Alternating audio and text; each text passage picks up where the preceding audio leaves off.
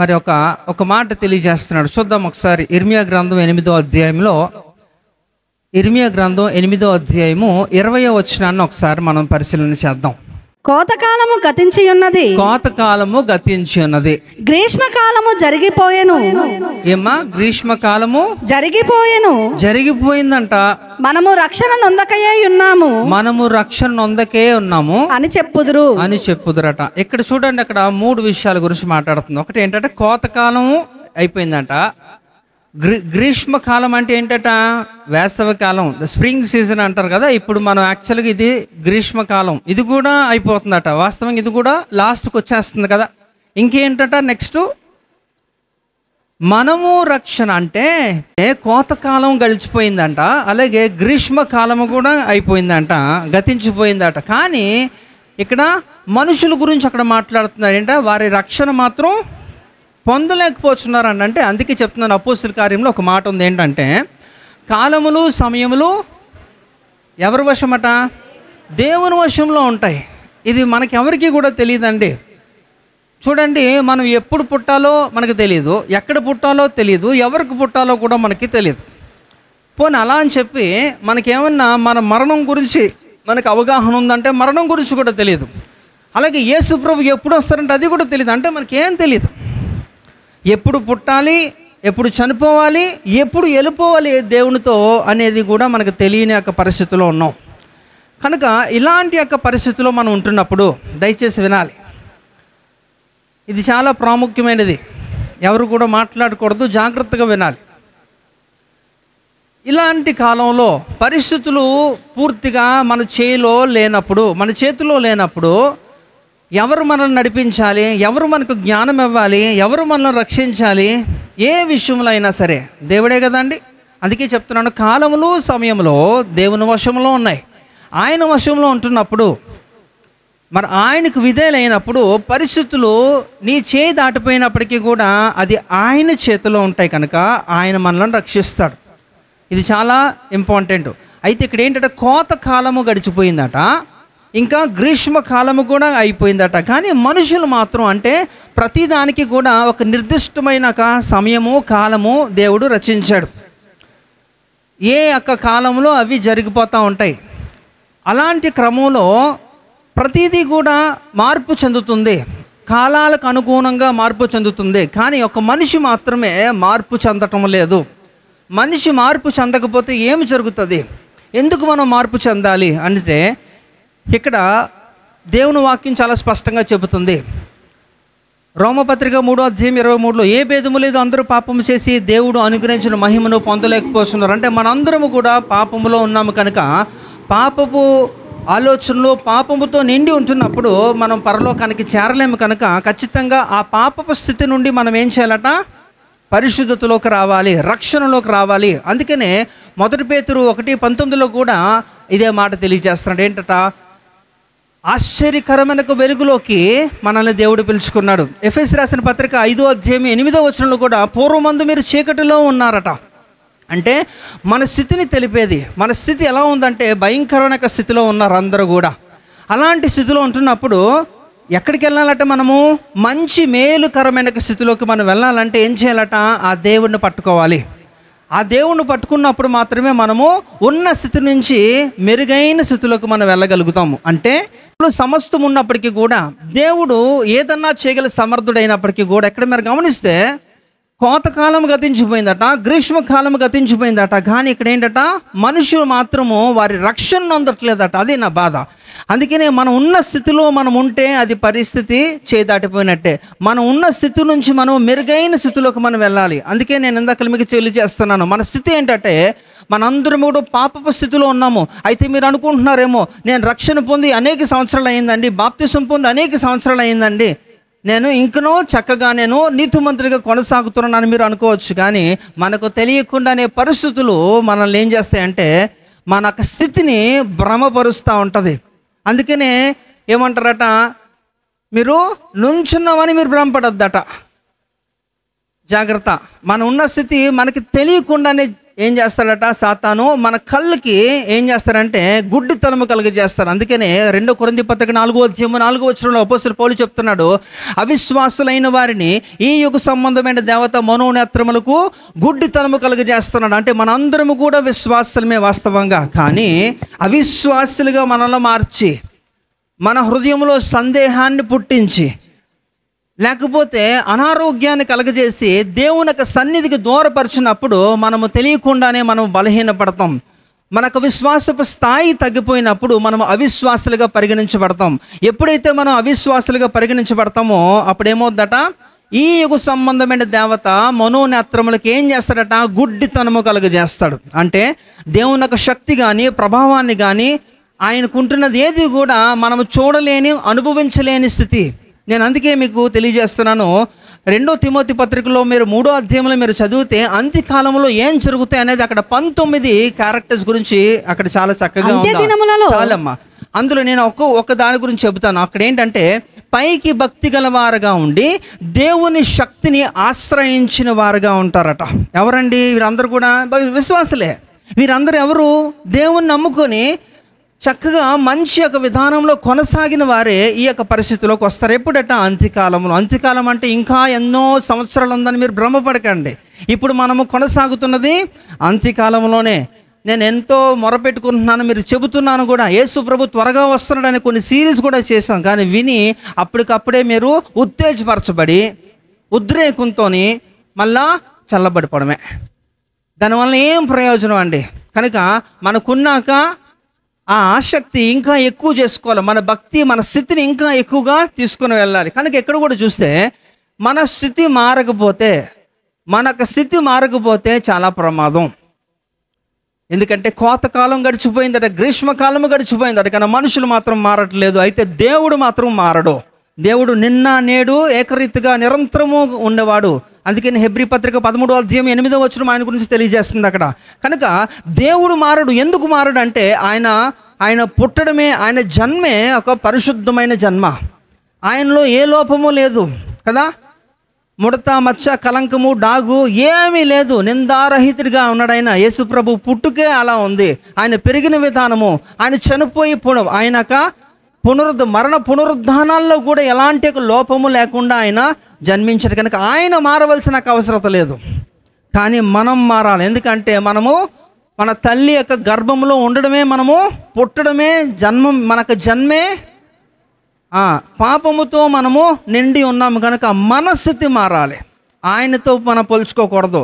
అయితే నేను ఇక్కడ మీకు తెలియజేసింది ఏంటంటే గ్రీష్మకాలము కూడా గతించిపోయిందట. ఇప్పుడు మనం కొనసాగుతున్నది గ్రీష్మకాలము, అది కూడా ముగిసిపోయింది. నెక్స్ట్ ఏంటంటే మన దగ్గరకు వచ్చింది. అంటే ప్రతిదానికి ఒక నిర్దిష్టమైన ఒక సమయము, కాలములో దేవుడు నిర్ణయించినప్పుడు అలాగే మనిషికి కూడా దేవుడు నిర్ణయించాడు.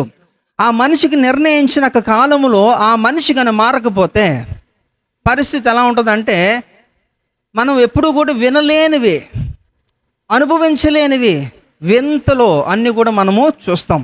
కనుక దయచేసి ఇక్కడ దేవుడు తెలియజేస్తారంటే మనము మారాలి. ఏం మారాలండి అని మీరు అడగచ్చు. అయితే ఇక్కడ చూద్దాం. ఒక రోమపత్రిక 12వ అధ్యాయము 2వ వచనంలో అక్కడ అపోస్తలుడైన పౌలు గారు చాలా చక్కగా తెలియజేస్తున్నారు. చదవండమ్మా త్వరగా.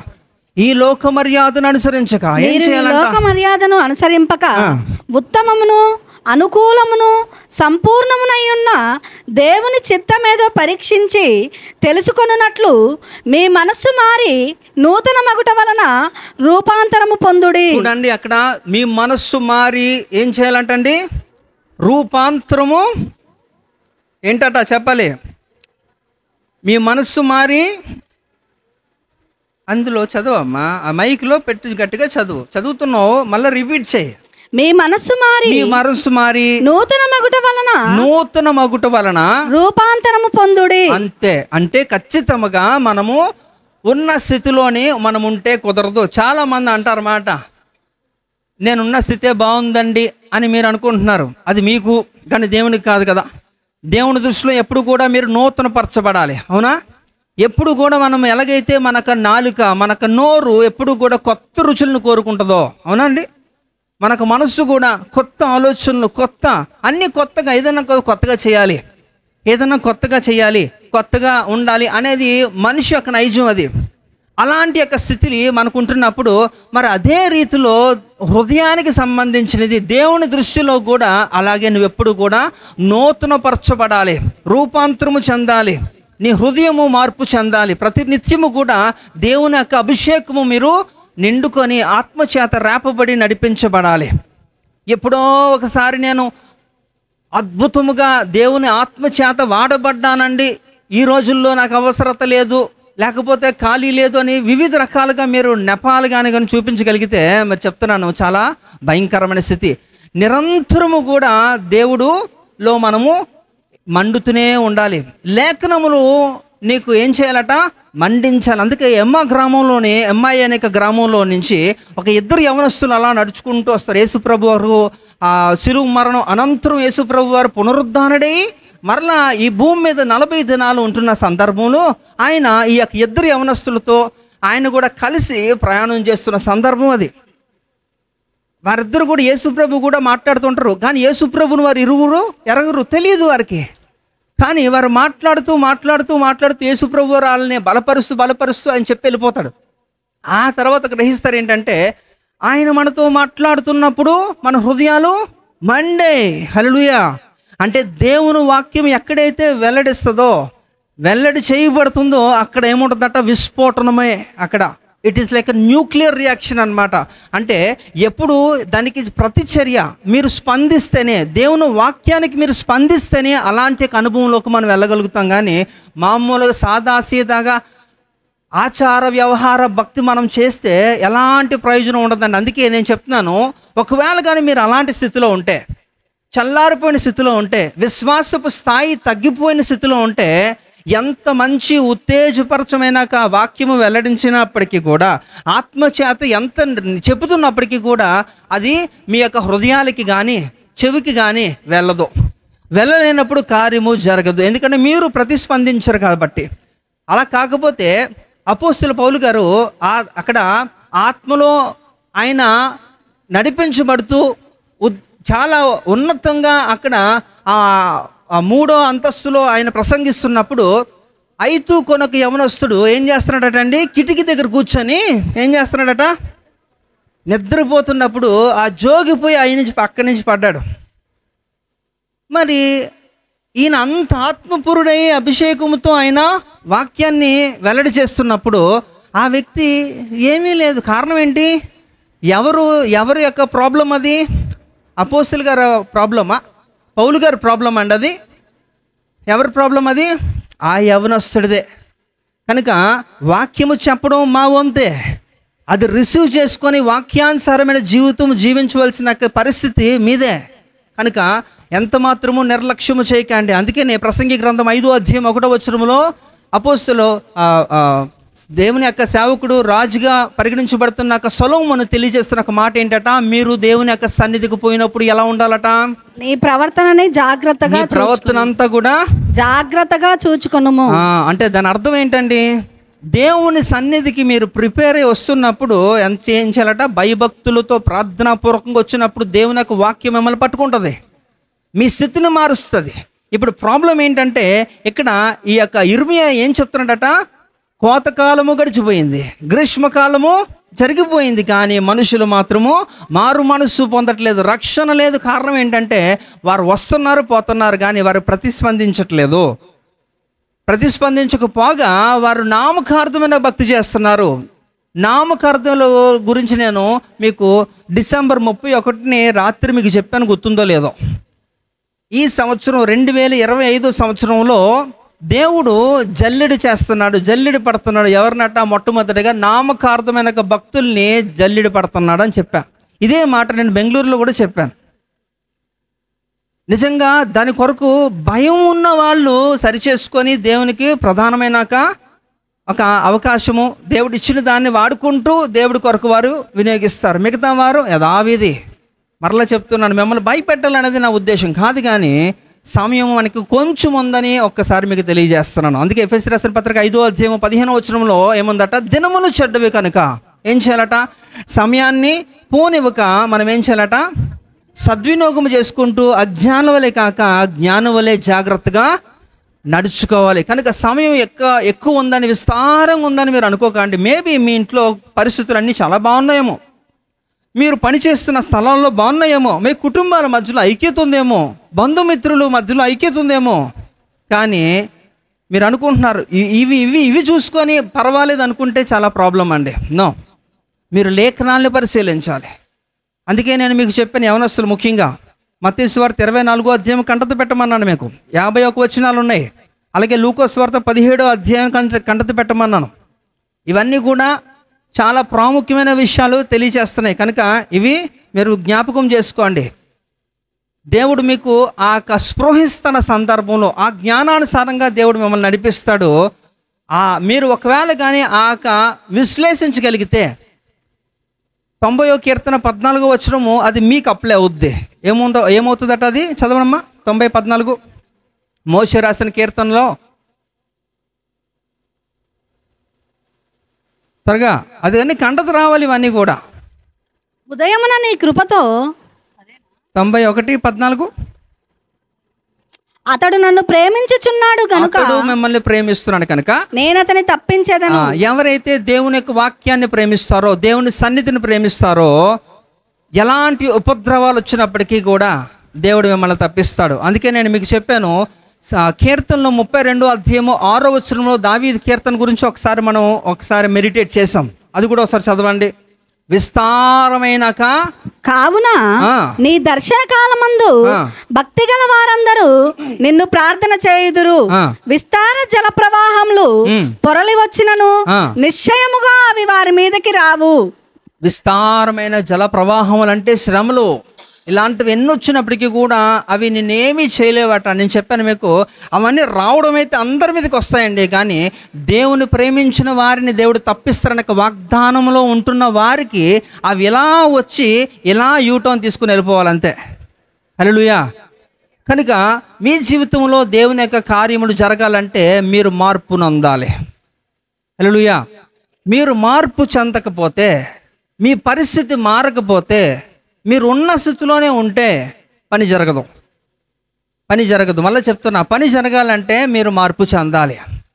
ఎలాగంటే లోక మర్యాదను అనుసరించకూడదు. ఏం చేయాలట? లోక మర్యాదను అనుసరించకూడదట. మన హృదయం రూపాంతరము చెందే రీతిలో దేవుని యొక్క చిత్తము మనం జరిగించాలి. దేవుని చిత్తము జరిగించాలంటే నీకు ముందు దేవుని చిత్తం ఏంటో తెలియాలి కదా. దేవుని చిత్తమే తెలియకుండా దేవుని యొక్క చిత్తాన్ని ఎలా జరిగిస్తారు? దేవుని చిత్తము జరిగించకపోతే, అందుకనే దేవుడు చెప్తున్నాడు చూడండి, మత్తయి సువార్త 7వ అధ్యాయము 21వ వచనం చూస్తే, ప్రభువా ప్రభువా అని పిలిచి ప్రతి ఒక్కడు కూడా పరలోకానికి వెళ్ళడట. చదవాలి. అవన్నీ కంటదొచ్చేయాలమ్మా మీకు ఇవన్నీ. దానికి మళ్ళీ నాకు టైం వేస్ట్. మీకు చదవండి అని చెప్పకుండా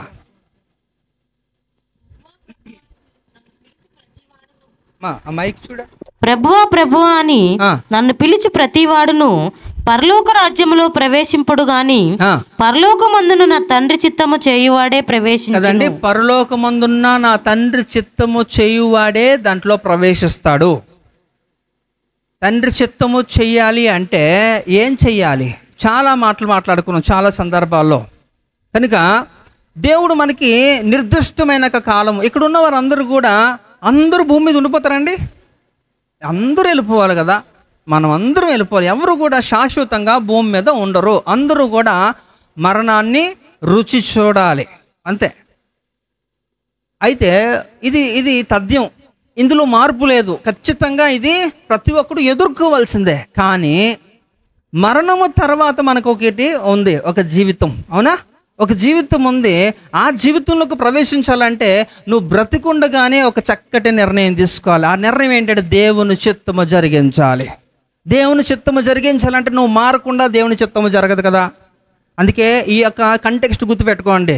ఏంటంటే కోతకాలము గతించిపోతుంది, గ్రీష్మకాలము జరిగిపోయింది, కానీ ఏంటట రక్షణ పొందట్లేదు, మారు మనసు లేదు, రూపాంతరము చెందలేనప్పుడు దేవుని చిత్తము జరగదు. మీ ద్వారా దేవుని చిత్తము జరగదు. దేవుని చిత్తము జరిగించకపోతే వాడు పరలోకానికి అర్హుడు కాదని మత్తయి 7:21లో మనం చదువుతున్నాం కదా. తర్వాత మనం బ్రతుకుండగానే నిర్ణయం తీసుకోవాలన్నప్పుడు మీ యొక్క సర్వైవల్ కొరకు, మీ యొక్క జీవనోపాధి కొరకు మీరు శ్రమ పడిపోతే దాన్ని దేవుడు పరిగణించడు అని కూడా చెప్పాను మీకు. ఏ నిమిత్తము శ్రమ పడాలట? అపోస్తుల కార్యము 14:22 అపోస్తుల పౌలు గారు శిష్యులని దృఢపరుస్తున్నారు. వారిని ఇస్తున్నాడు ఏంటట? శిష్యులు మనసును దృఢపరిచి విశ్వాసమందు నిలకడగా ఉండవలెననియు అనేక శ్రమలు అనుభవించి మనము దేవుని రాజ్యంలో ప్రవేశింపవలెననియు వారిని హెచ్చరించిరి. ఎవరినండి? ఇది చాలా ఆశ్చర్యంగా ఉంటుంది నాకు. సాదా సీదా వాళ్ళని హెచ్చరించట్లేదు, సాక్షాత్తు అపోస్తులు అనబడిన వారినే. అపోస్తులు అనబడిన 12 మందే కదా ఈ భూదిగంతం వరకు సువార్త ప్రకటించి యెహోవా కొరకు సాక్షార్థమై నిలిచారు.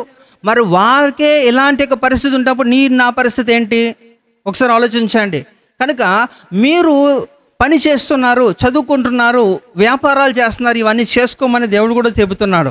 సోమరిగా అవసరం లేదు, చేసుకోవాలి. కానీ వాటి కొరకు ఎంతైతే శ్రమ పడుతున్నారో అంతే ఈక్వల్గా దేవుని రాజ్యము నిమిత్తము శ్రమ పడాలి. అలా అయితేనే మీరు ఏమవుతారట? మీకు ఒక స్థానం ఉంటుంది. అది ఎవరి కోసం చెప్పాడు? యోహాను సువార్త 4వ యేసు ప్రభువు ఒక మాట అంటారు, నా తండ్రి ఎంట అనేక నివాసముల కలవు, లేని ఎడ్ల నేను మీతో చెప్పుదును, స్థలములు సిద్ధపరచుటకు నేను అక్కడికి వెళ్తున్నాను. ఎవరి నిమిత్తము చెప్పాడు ఇది? అందరికీనా? నో, అందరికీ కాదండి. క్రీస్తు కొరకు ఎవరైతే ఈ లోకములో ఆయన చిత్తము నెరవేర్చడానికి శ్రమ పడతారో వారి నిమిత్తమే. అందరికి ఎందుకు అవుద్ది? అందరికీ కాదు. ఈ వాగ్దానాలు ఇక్కడ ఉన్నాయంటే అందరికీ అది వర్తించదండి. దేవుని యొక్క చిత్తము చేసేవారికే. మీరు ధన్యులే, దేవుని తెలుసుకున్నారు, హల్లెలూయా. కానీ ఆ ధన్యతని కొనసాగించుకుంటున్నారా చివరి వరకు అంటే అది కూడా డౌటే. అందుకనే మీ రక్షణ నిమిత్తము కూడా అపోస్తలుల పౌలు గారు తెలియజేస్తున్నారు. ఫిలిప్పీ రాసిన పత్రిక 2:12 ఆఖరి భాగం ఏంటంటే, మీ యొక్క సొంత రక్షణని ఏం చేయాలట? భయముతోనూ వణుకుతోనూ కొనసాగించాలట. చాలా జాగ్రత్తగా. అందరికీ ఇక్కడ రక్షణ ఉంది, మ్యాక్సిమం అందరికీ కూడా ఎవ్రీవన్ ఆర్ సేవ్డ్. కానీ it is your responsibility that you have to safeguard it కదా. అది మీ యొక్క బాధ్యత. దాన్ని సాదాసీదాగా చూసుకోకూడదు. డబ్బుని ఎంత ప్రేమిస్తారు, ఎంత దానికి ప్రాధాన్యత ఇస్తారు, ఎంత జాగ్రత్తగా దాచుకుంటారు.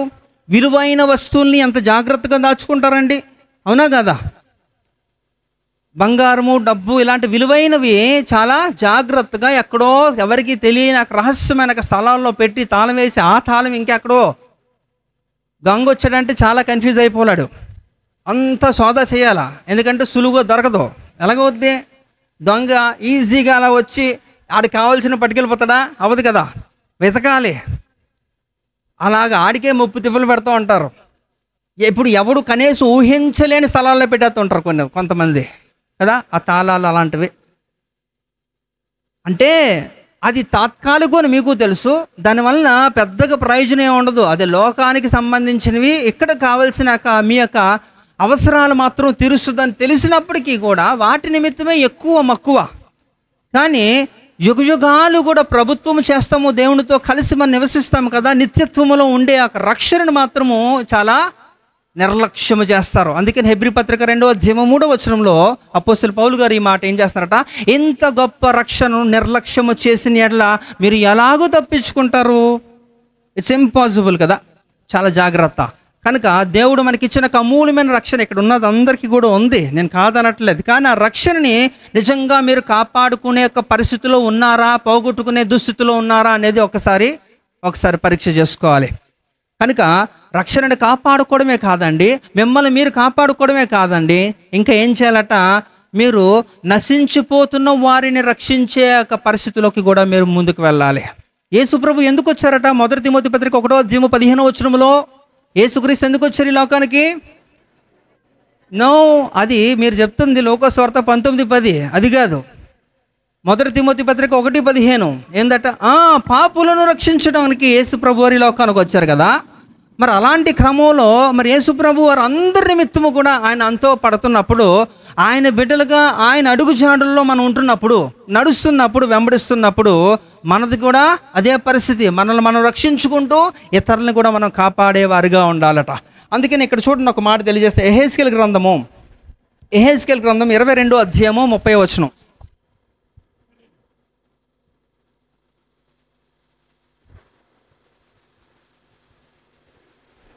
చదవాలమ్మా. దేశమును పాడు చేయకుండానట్లును ప్రాకారమును దిట్టపరచుటకును బద్దలైన సందులలో నిలుచుటకును తగిన వాడెవడని నేను ఎంత విచారించినను ఒకడైనను కనబడలేదట. అంటే దేవుడట ఎంతో వెతుకుతున్నాడట. దేని కొరకు వెతుకుతున్నాడట? బద్దలైన సందులలో ఏం చేయాలట? వాడు నిలుచుటకు తగిన వాడెవడని నేను ఎంత విచారించినను ఒక్కడు కూడా కనబడలేదట. ఎక్కడ? యెహెజ్కేలు నివసిస్తున్న కాలంలో ఆయన గొప్ప ప్రవక్త. ఆ యూదులకి, ఇశ్రాయేల్ ప్రజలకి, వాళ్ళందరికీ కూడా వార్నింగ్ ఇస్తూ చెబుతున్నాడు. దేవుడు అన్నాడట, చూడరా, ఎందుకంటే ఇక్కడ ఈ అందరు లేపేద్దాం అనుకుంటున్నాను. అబ్రహాం కాలంలో కూడా మనం చూస్తే ఆదికాండం 19వ అధ్యాయంలో కూడా జరిగింది ఏంటంటే, అక్కడ సొదొమ గొమొర్రా అనేక 2 పట్టణాలని దేవుడు నాశనం చేసే ముందు ఎవరిని జ్ఞాపకం చేసుకున్నాడు? అబ్రహాముని జ్ఞాపకం చేసుకున్నాడు. ఎందుకని? అబ్రహాం ఒక్కడే నీతిమంతుడు, అంతేకాదు ఆయన భారం కలిగిన వాడు, దేవుని దృష్టిలో యోగ్యుడిగా ఎంచబడ్డాడు కనుక. అంటే దేవుని దృష్టిలో ఎవరైతే యోగ్యులుగా ఎంచబడతారో దేవుడు మొట్టమొదటిగా వారినే జ్ఞాపకం చేసుకుంటాడు. ఒక విపత్తు భూమి మీదకి పంపించాలనుకున్నప్పుడు, ఆయన తీర్మానించాలనుకున్నప్పుడు దేవుడు మొట్టమొదటిగా ఆయన తన ప్రజలకు తెలియకుండా ఏమీ చెయ్యడు. హల్లెలూయా. ఈ రోజుల్లో ఏదన్నా ఉపద్రవం మీ కుటుంబంలో జరుగుతుందంటే అది మీకు తెలియట్లేదు. కారణం ఏంటంటే దేవుడు మిమ్మల్ని జ్ఞాపకం చేసుకోవట్లేదు. ఎందుకు చేసుకోవట్లేదు? ఇందాక మనం ముందు నుంచి జరిగిస్తున్న చర్చ అంతా కూడా ఏంటట, మనం ఉన్న స్థితిని మనము మారాలి కదా. ఏం మారాలి అంటే లోక మర్యాదను అనుసరించొద్దు అంటున్నాడు. దేవుని చిత్తాన్ని జరిగించి ఇవేమో సంపూర్ణంగా చేయట్లేదు. మన రక్షణను కూడా అడపాదడప ఏదో అలా కాపాడుకుంటూ వెళ్ళిపోతున్నాం తప్ప సంపూర్ణముగా ఒక చక్కగా మీరు గట్టిగా పట్టుకొని చెప్పే స్థితి లేదు కనుక ఇక్కడ ఆ యెహెజ్కేలు నివసించిన కాలంలో కూడా ఇదే జరుగుతుంది. దేవుడు ఎంత వెతికినప్పటికీ కూడా ఒక్కడూ కనబడలేదంట. ఆ పని ఎవరికి చెప్పారు అంటే దేవుడు యెహెజ్కేలుకి చెప్పాడు, బాబు చూడు, కొంచెం వెళ్ళి అక్కడ పరిస్థితి ఎలా ఉంది, ఎవడన్నా సరే ఈ పట్టణాన్ని పాడు చేయకుండా ఉండడానికి, ఎవడన్నా సరే ఈ బండ సందుల్లో నిలుచోడానికి ధైర్యవంతుడు, దమ్మున్నవాడు ఎవడన్నా ఉన్నాడా, వస్తాడా చూడు అంటే ఒక్కడూ లేడట. ఎంత విచారించినను పాడైపోయిన పట్టణాలని అది మళ్ళా దాన్ని ప్రక్షాళన చేసి ఉన్నతంగా నడిపించడానికి ఒక్క ధీరుడు లేడట ఆ కాలంలో. చాలా బాధాకరం కదా. ఈ రోజుల్లో కూడా పరిస్థితులన్నీ కూడా దాటిపోతున్నాయి. అదే చెప్తున్నాను నేను. అది కేవలం I'm not talking about the health or ఫైనాన్సెసే కాదు, యువర్ స్పిరిచువాలిటీ, అది ఇంపార్టెంట్. ఎందుకంటే ఈ యొక్క ఆర్థికమే కానీ ఆరోగ్యమే కానీ వచ్చే అవకాశాలు ఉంటాయి, పోతే మళ్ళా మనం పొందుకోవచ్చు. కానీ ఆత్మీయ స్థితి పోతే అంత తొందరగా మనం మళ్ళా you can't regain it, it's impossible. ఆదాము హవ్వ మొదటి యొక్క మానవులుగా ఉంటున్నారు. ఏదైనా వనములో వారు కోల్పోయింది ఏంటట? దేవుని యొక్క మహిమను కోల్పోయారా? అవునా? అదే మాట ఆయన అపోస్తలుడు పౌలు గారు రోమాలో 3:23 ధృవీకరిస్తున్నాడు కదా. ఏ భేదము లేదు, అందరూ పాపము చేసి దేవుడు అనుగ్రహించిన మహిమను పొందలేకపోతున్నారు. దేవుడు మనందరికీ కూడా ఒక మహిమనిచ్చాడు. వాస్తవంగా ఈ ఆది మానవులుగా పిలువబడుతున్న ఆదాము హవ్వకి మొట్టమొదటిగా దేవుడు ఆయన మహిమనిచ్చాడు. యు నో సంథింగ్, మనకి ర్యాప్చర్ టైంలో అంటే సంఘం ఎత్తబడుతున్నప్పుడు మధ్యాకాశంలో మనం యేసు ప్రభువుని కలుసుకోవడానికి వెళుతున్నప్పుడు ఈ యొక్క మట్టి దేహము మహిమ దేహముగా మార్చబడి అప్పుడు మనము పైకి వెళ్తాం. కానీ ఆదాము హవ్వకి చేయడమే, నిర్మించడమే ఏదైనా వనములో అలాంటి ఒక మహిమతో నింపాడైనా, అది వారు పోగొట్టుకున్నారు. తర్వాత నుంచి ఇంకా వారి సంతానంగా మనందరం పిలువబడుతున్న వారందరికీ కూడా ఇదే దుస్థితి. అందుకనే మనందరికీ కూడా ఇదే మట్టి దేహాలు ఇవన్నీ కూడా. అందుకనే మన్నైనది వెనకటి వలె మరలా చేరిపోవాలంతే. ప్రసంగి చెప్తున్నాడు 12లో కదా. కనుక ఇవన్నీ కూడా ఎందుకంటే అలా అది ఒక మిస్టేక్ జరిగింది కనుక ఇక్కడ చూస్తే యెహెజ్కేలుకి ఒక మిషన్ అప్పచెప్పాడు. బాబు చూసుకో కొంచెం అన్నప్పుడు ఎక్కడా లేడు. కానీ అది చాలా బాధ ఇది చదువుతున్నప్పుడు నాకు. కనుక ఒక్కడు కూడా లేడంట. కానీ మన బైబిల్లో సూక్ష్మముగా పరిశీలన చేస్తే కొంతమంది భక్తుల్ని మనం అధ్యయనం చేసినప్పుడు చాలా ఉన్నతంగా నేనైతే ఐ విల్ బి ఎన్లైటెండ్, ఇంకా చాలా నేను స్ఫూర్తి పొందుతాను వాళ్ళ చదువుతున్నప్పుడు. ఒకసారి చూద్దాం. ఒకటి కీర్తనలో 106వ కీర్తన 23వ వచనాన్ని ఒకసారి చూస్తే,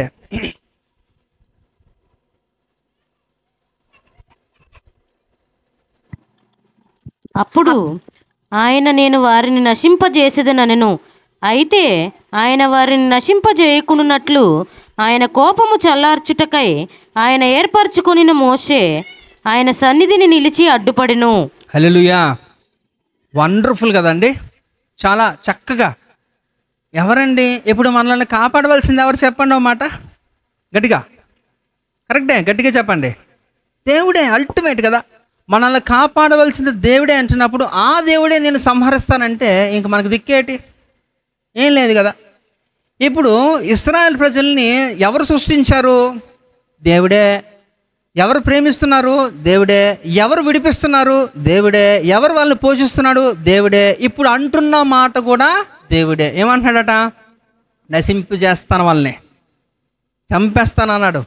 అంటే అప్పుడు 30 లక్షల మందిని ఒక్క వ్యక్తి అడ్డుకుంటున్నాడట. దేవుని ఉగ్రతను అడ్డుకోవడానికి వచ్చాడట. ఆయన పేరు ఏంటంట? ఇదిగో ఇదే వ్యక్తి ఇక్కడ కూర్చున్నాడు కదా. ఎవరండి ఆయన? కదా. మరి మోషేని వివాహం చేసుకున్న సిపోరా అలియాజ్ మౌనిక, రైట్ కదా. మరి మీ ఆయన చూడమ్మా 30 లక్షల మందిని అడ్డుకున్నాడు, రైట్. కనుక ఇక్కడ మీరు ఆలోచించండి, ఆయన ఒక్క వ్యక్తి అంతమందిని ఏంటట దేవుని ఉగ్రత వారి మీదకి రాకుండా అడ్డుకున్నాడు. అంటే ఆ వ్యక్తి ఎలాంటోడో ఆలోచించండి. హల్లెలూయా. అంటే ఆయనకి ఎంత భారం ఉంది, ఆత్మల పట్ల భారం ఉంది. దేవుడు అంటే అమితమైన ప్రేమ, దేవునికి విధేయుడు. వాస్తవంగా మీరు కానీ మోషే బయోగ్రఫీ కానీ మీరు కొంచెం డీప్గా అనాలిసిస్ చేస్తే ఆయన ఎంత కోపిష్ట అంటే ఫుల్గా ఒక పంచుతోనే ఐగుప్తుని చంపేసి 6 అడుగులు గొయ్యి తవ్వేసి కప్పేటేశాడు కూడా. ఇప్పుడు ఎవరన్నా సాధారణంగా చనిపోతే మనం ముందుగానే వాళ్ళకి ఇన్ఫార్మ్ చేయాలా 6 అడుగులు గొయ్యి తవ్వడానికి. వాళ్ళు వెంటనే తవ్వేస్తారా? మినిమం ఎంత టైం పడుతుంది? 1 గంటన్నా పట్టదా? తక్కువలో తక్కువ. మోషే ఎంత టైం పడుతుందిరా? 2 hours పడుతుందట. ఎంతమందిని పూడ్చావో, రైట్. కనుక కొంచెం టైం పడుతుంది కదా, అంత సులువేం కాదు కదా. అలాంటిది ఎవడు సహాయం తీసుకోలేదట. చకచక ఒకే ఒక షాట్ చంపేసి గొయ్యి తీసి పాతి పెట్టేశాడు కూడా మోషే. అంటే నేను ఎందుకు చెప్తున్నానంటే అంతటి బలవంతుడు, అంత కోపిష్టి కూడా. అందుకనే ఆయన గురించి లూకా చెప్తాడు ఏమని, అపోస్తుల కార్యములు ఏమంటాడంటే మోషే సకల విద్యల్లో ప్రావీణ్యుడు. అంటే ఎవరికి దొరకకుండా తిరగడంలో కూడా దిట్ట, అన్నీ చేయగలడు. అలాంటి మోషే ఎలా అయిపోయాడట? నిర్గమకాండంలో యేసు ప్రభు వారే డైరెక్ట్గా ఒక స్టేట్మెంట్ ఇస్తున్నారు. ఏంటట? ఈ భూమి మీద నా ఇల్లంతటిలో నమ్మకమైనడే కాకుండా మిక్కిలి సాత్వికుడట. హల్లెలూయా. ఎట్లా? How it is possible? అంత సాత్వికత ఎట్లా వచ్చేసింది? దేవుని చేతిలో పడితే అంతే. హల్లెలూయా. నువ్వు దేవుని చేతిలో పడితే నీ కోపము, ద్వేషము, పగ, ప్రతీకారాలు అన్నీ పోతాయి. ఇప్పటికీ మీరు ఇంకా అవన్నీ కూడా పెట్టుకున్నారంటే మీరు దేవుని చేతిలో లేరు అనేదానికే మీరే నిదర్శనం. అంతే కదండి, సింపుల్. ఒక సెల్ఫ్ చెక్ చేసుకోవాలి మీరు. కనుక అందుకే ఆయనకు అంతటి భారం ఉంది. కనుకనే దేవుడు నశింప చేస్తాను అంటున్నప్పుడు దేవుడే అల్టిమేట్ తీర్పరు కదా. దేవుడు ఏ నిర్ణయం తీసుకున్నా అది కరెక్టా రాంగ్గా చెప్పండి. మరి ఇప్పుడు దేవుడు అంటున్నాడు ఆ ప్రజల్ని నేను చంపేస్తాను, సంహరిస్తాను అంటున్నప్పుడు అది కరెక్టా రాంగ్గా చెప్పాలి. మరి దాన్ని మార్చేసాడు, అడ్డుపడిపోతున్నాడు. నువ్వే వాళ్ళని బతికించావు, నువ్వే వాళ్ళని నడిపించావు, నువ్వే వాళ్ళని పోషిస్తున్నావు, అందరినీ కూడా ఎంతవరకు తీసుకోవచ్చు, ఇప్పుడు చంపేస్తానంట వేటి, ఇది వద్దు అని ఆయనే అడ్డుపడి ఇంకా దేవుడు కోపం ఆయన చూపిస్తున్నప్పుడు ఆయన ఒక మాట అనేస్తాడు. ఏమంటాడట? సరే ఒకవేళ నీ యొక్క ఉద్దేశం మార్చుకోనంటే నువ్వు ఇదే విందు. ఏం విందండి అది? చెప్పారు మీకు క్లుప్తంగా, చాలా చక్కగా మీకు ఎక్స్ప్లెయిన్ చేశాను. రక్షణ విందు. ఎందుకంటే ఆ రక్షణే ఏం చేస్తాడు? మనల్ని ఎక్కడ తీసుకెళ్తుంది? మరి దాన్ని అలా జాప్యం చేస్తే ఎలాగా, నిర్లక్ష్యం చేస్తే ఎలా? అందుకనే కదా ఎంత గొప్ప రక్షణను నిర్లక్ష్యము చేసిన ఎట్లా మీరు ఎలాగో తప్పించుకుంటారు? It's impossible. కనుక ఎవరు కూడా దాన్ని నిర్లక్ష్యం చేయకండి. సో దేవుడు మనకిచ్చిన రక్షణని అంతవరకు మనం కాపాడుకోవాలి. ఎలాగంటే భయముతోనూ వణుకుతోనూ కాపాడుకోవాలి. ఇది ఇంపార్టెంట్. ఇంకా మనం చూద్దాం ఆదికాండం 19వ అధ్యాయం 29వ వచనం. నేను ముగించేస్తాను త్వరగానే. దేవుడు ఆ మైదానపు పట్టణములను పాడు చేసినప్పుడు దేవుడు అబ్రహామును జ్ఞాపకము చేసుకుని లోతు కాపురమున్న పట్టణములను నాశనము చేసినప్పుడు ఆ నాశనమును మధ్యను లోతు నశించకుండా అతన్ని తప్పించెను. రైట్, ఇందాకలే చెప్పాను మీకు ఈ యొక్క మాట కదా.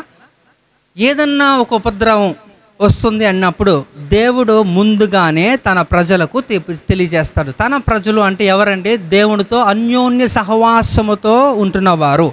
మనకు అన్యోన్య సహవాసము ఎప్పుడు వస్తుంది? మనకు రక్షణ అన్ని విషయాల్లో ఎలా వస్తుంది అనేసి అంటే కనుక అన్ని విషయాల్లో అంటే మనకి మనల్ని రక్షించుకోవడమే కాదు, మనకు పరిస్థితుల్లో నుంచి మనల్ని బయట వేసేదాన్ని కూడా రక్షణ అంటారు. మనకు ఒక రక్షణ వలయంగా యేసు ప్రభు ఉన్నారు కదా. మరి అలాంటిది క్రమంలో ఇక్కడ మనం ఆలోచించండి, మనకి ఆ రక్షణ ఎప్పుడు వస్తుందంటే మనం ఆయనతో అన్యోన్య సహవాసములో ఉంటున్నప్పుడు క్రీస్తు రక్తము, ఆయన కుమారుని యొక్క రక్తము మన మీద ప్రోక్షించబడుతుందట. 1:7. అయితే ఆయన వెలుగులోనున్న ప్రకారము మనమును వెలుగులో నడిచిన ఎడల మనము అన్యోన్య సహవాసము గలవారమై ఉందుము. ఇంకా అప్పుడు ఆయన కుమారుడైన యేసు రక్తము ప్రతి పాపము నుండి మనలను పవిత్రులుగా చేయును. అది కదా, అన్యోన్య సహవాసములో ఉంటున్నప్పుడట యేసు రక్తము మన మీద ప్రోక్షించబడుతుంది. యేసు రక్తం మన మీద ప్రోక్షించబడినప్పుడు మనకి అన్ని విధాలుగా రక్షణ, అన్ని విధాలుగా ఉపద్రవం నుంచి కూడా తప్పించే రీతిలో దేవుడు మనల్ని నడిపిస్తాడు. కనుక ఇది జ్ఞాపకం చేసుకోండి. కనుక ఎవరు కూడా నిర్లక్ష్యం చేయకండి. దేవుడు మిమ్మల్ని జ్ఞాపకం చేసుకోవాలి. మీ కుటుంబంలోనే ఏదైనా జరుగుతుందంటే మీరు తెలియని స్థితిలో మీరు ఉండకూడదు. మీరు తెలుసుకొని దానికి ఒక పరిష్కారాన్ని మీరు ముందుగానే ఎరిగి దానికి ప్రకారంగా మిమ్మల్ని మీ కుటుంబాన్ని మీరు పరిరక్షించుకునేవారుగా ఉండాలి. అలా ఉండాలంటే మీరు దేవుని దృష్టిలో యోగ్యులుగా ఎంచబడినప్పుడు దేవుడు మిమ్మల్ని జ్ఞాపకం చేసుకుంటాడు. అదే జరిగింది ఇక్కడ. అబ్రహాముని దేవుడు జ్ఞాపకం చేసుకున్నాడు కాబట్టి అబ్రహాము ఒక కుమారుడు, ఎవరు? అబ్రహాము కుమారుడే అవుతాడు కదా. హారాను ఒక కుమారుడు లోతు. అబ్రహాముకి ఇద్దరు, నోహారు అలాగే హారాను అనేవారు ఇద్దరు అన్నదమ్ములు, ఇద్దరు బ్రదర్స్. ఎందుకంటే అబ్రహాము పెద్దోడు. అబ్రహాము తండ్రి తెరాహు. అబ్రహాము తండ్రి పేరు తెరాహు. అబ్రహాము మొదటి సంతానము.